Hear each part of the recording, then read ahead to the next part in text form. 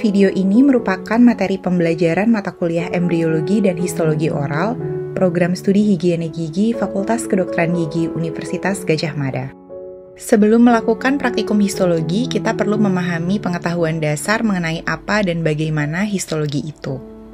Video ini akan membahas mengenai definisi histologi, penjelasan tentang mikroskop, bahan material preparat histologi, cara pembuatan preparat histologi, artefak pada slide, interpretasi slide, dan tahap kritis pada pembuatan preparat histologi.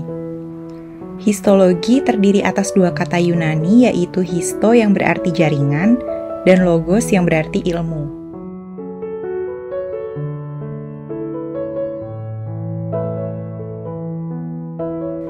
Untuk dapat mengamati bagian-bagian dari preparat histologi secara lebih jelas, diperlukan bantuan mikroskop.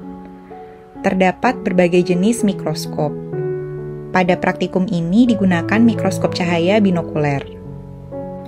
Dengan menggunakan mikroskop, maka sel dan jaringan preparat histologi dapat diamati mulai dari perbesaran yang paling kecil 40 kali hingga 1000 kali.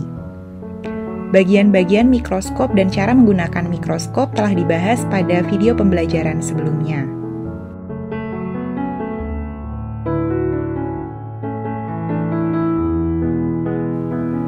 Material preparat histologi dapat berasal dari manusia maupun hewan coba.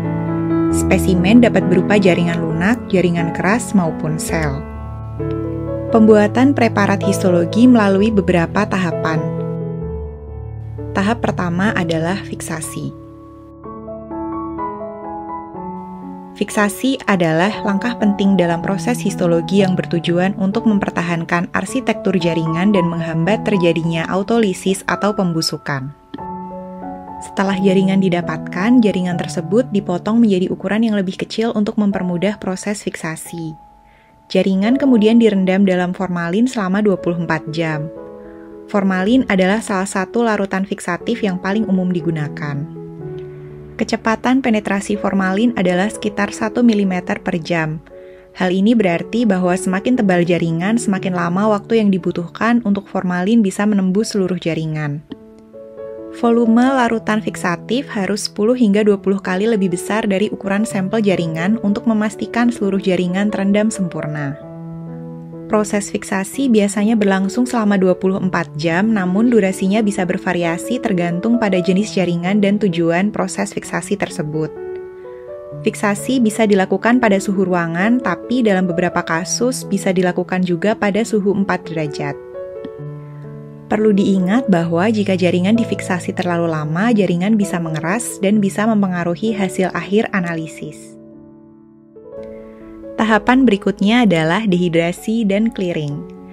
Tujuan dari dehidrasi dan clearing adalah untuk menghilangkan kandungan air karena media penanaman berupa parafin tidak dapat bercampur dengan air. Cara melakukan dehidrasi adalah dengan merendam jaringan ke dalam alkohol dengan konsentrasi bertingkat dari 30% hingga 100%. Di setiap konsentrasinya, jaringan direndam dalam waktu sekitar 30 menit.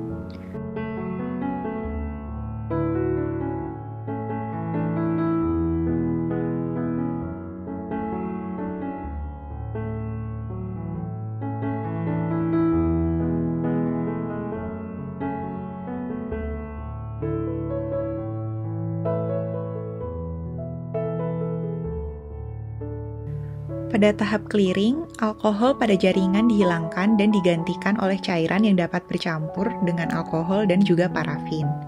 Cairan ini disebut silen atau silol. Untuk jaringan kecil dibutuhkan waktu sekitar 1 jam, sedangkan jaringan berukuran besar dibutuhkan waktu sekitar 2 hingga 4 jam hingga silen atau silol dapat masuk ke semua bagian jaringan.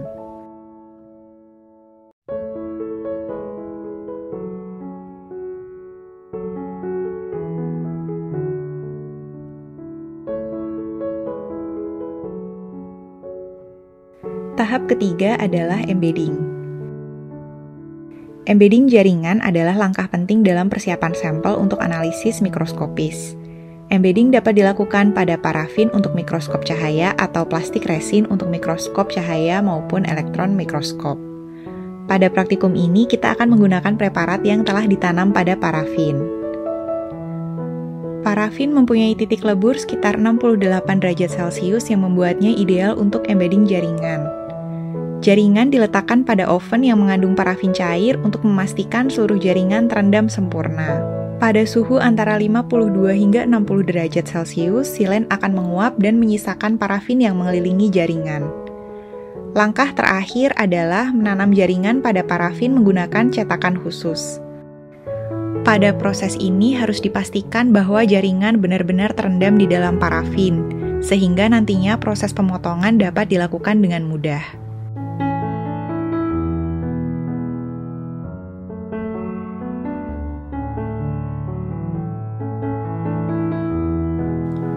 Tahap keempat adalah sectioning atau pemotongan jaringan. Proses ini diawali dengan trimming atau proses mengurangi kelebihan parafin pada blok agar jaringan dapat lebih terbuka untuk dipotong dengan mikrotom. Mikrotom sendiri adalah alat pemotong khusus yang digunakan untuk memotong blok parafin yang telah berisi jaringan. Proses ini akan menghasilkan potongan jaringan yang sangat tipis membentuk seperti pita. Potongan yang sangat tipis ini memungkinkan analisis mikroskopis yang sangat mendetail dan memberikan gambaran yang jelas tentang struktur serta komposisi jaringan. Potongan jaringan dari blok preparat berbentuk pita tadi kemudian diletakkan pada water bath bersuhu hangat. Tujuannya untuk menghilangkan lipatan yang ada pada potongan parafin tersebut. Selanjutnya, potongan parafin tersebut diambil dengan glass slide.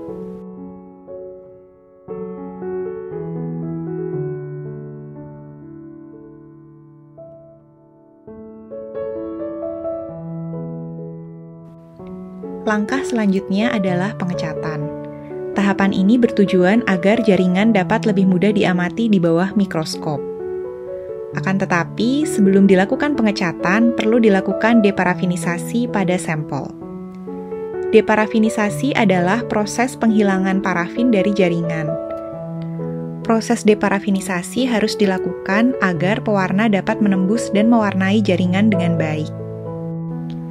Setelah deparafinisasi, dilakukan rehidrasi untuk mengembalikan kadar air ke dalam jaringan. Proses rehidrasi ini akan mempermudah pewarna untuk masuk ke dalam jaringan. Pengecatan hematoksilin dan eosin atau HE adalah metode pengecatan yang paling umum digunakan dalam histologi. Teknik ini memberikan kontras yang jelas antara berbagai komponen seluler dan jaringan. Langkah pertama dalam pengecatan HE adalah menggunakan larutan hematoksilin. Hematoksilin adalah pewarna basa yang menargetkan inti sel, mengikat asam nukleat dan struktur asam lainnya, dan memberikan warna biru atau ungu. Langkah berikutnya adalah menggunakan larutan eosin. Eosin adalah pewarna asam yang menargetkan sitoplasma dan komponen ekstraseluler dan memberikan warna merah muda atau merah pada jaringan. Gabungan hematoksilin dan eosin memberikan kontras yang jelas antara inti sel dan sitoplasma, sehingga memudahkan identifikasi dan analisis struktur jaringan di bawah mikroskop. Selain pengecatan hematoksilin dan eosin, ada berbagai metode pengecatan lainnya yang digunakan dalam histologi untuk tujuan khusus. Contohnya, paste staining, Mason trichrome, maupun pewarnaan imunohistokimia.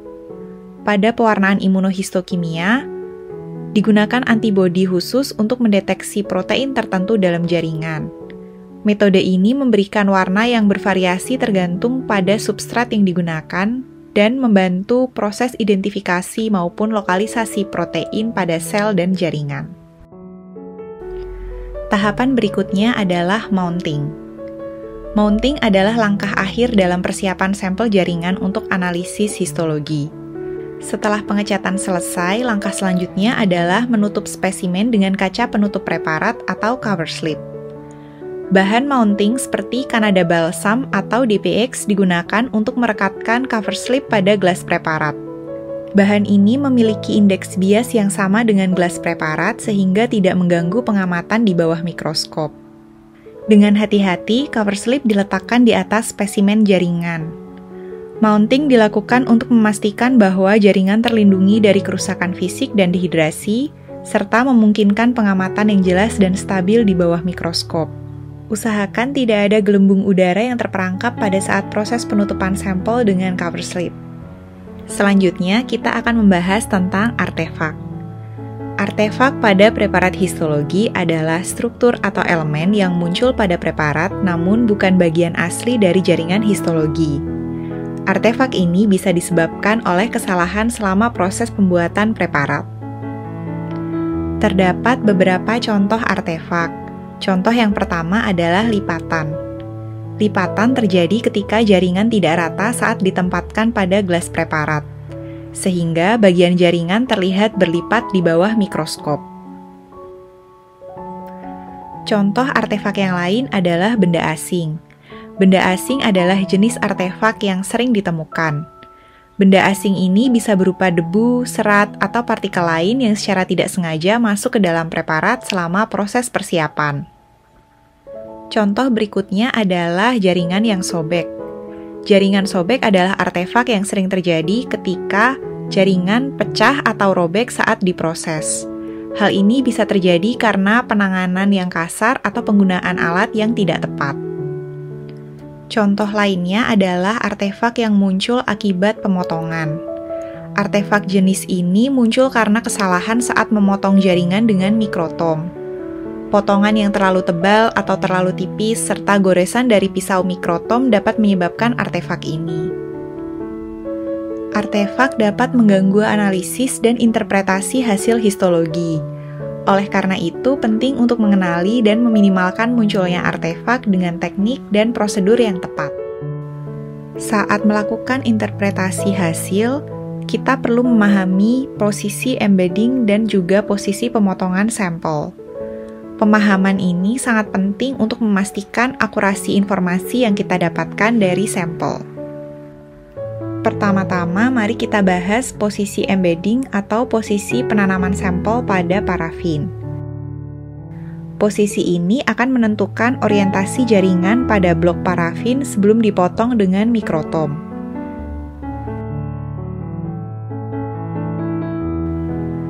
Terdapat beberapa jenis cara pemotongan sampel.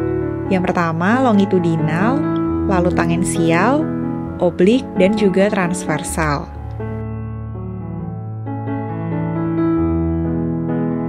Setiap jenis cara pemotongan ini mempengaruhi bagaimana nantinya kita melihat struktur jaringan di bawah mikroskop.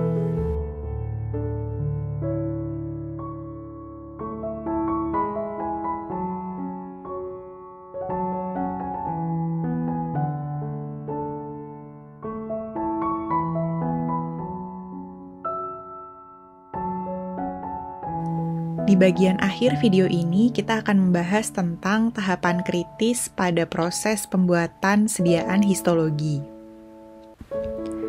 Yang pertama adalah pada saat pengambilan sampel. Saat pemotongan sampel dilakukan, penting untuk memperhatikan penanda atau landmark yang ada pada sekitar sampel. Saat kita memberikan penanda pada sampel kita, hal ini akan membantu pada saat kita menentukan orientasi potongan. Selain membantu untuk menentukan arah potongan sampel, adanya landmarks atau penanda ini juga membantu kita dalam menjaga konsistensi saat pengambilan sampel.